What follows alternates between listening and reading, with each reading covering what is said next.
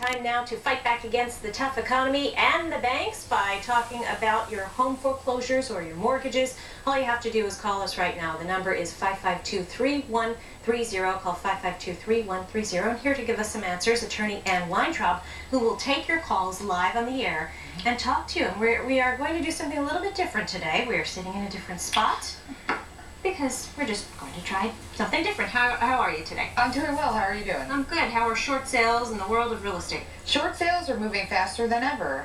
Bank of America's new system, which is Equator, encourages online participation. As I said last week, you could do a short sale now in your pajamas. But we're still tracking to see how effective it really is. We should know more by April. And also this week, what we had started was our first closing with the new HUD-1 settlement statement. Now when you go to closing, you get to see how your charges compare from your good faith estimate when you get the loan to settlement. And if certain charges are more than 10% of what you were promised, the lender has to refund those fees within 30 days of closing. Will this muck up the settlement process? It takes long enough already. It takes about, this week, our first one, we had about 2 more hours worth of time into the settlement statement. I am hoping that that is not a trend. Is it worth it?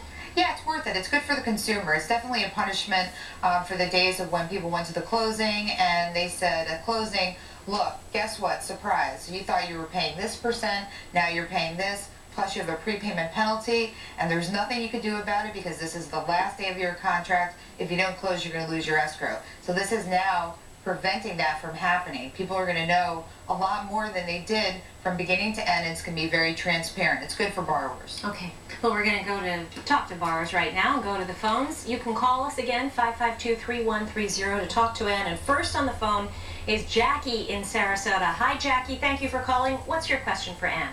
Hi, thank you. My question is, I was one of the lucky people that received a loan modification. With my loan modification, I'll be paying just the interest for 5 years, and then the rest of the amount will be ballooned to the back of the loan. However, while the loan was being worked out and we received our agreement letter, the loan was sold to another bank. And now they're asking us for all the paperwork again. Can they cancel out the original loan modification?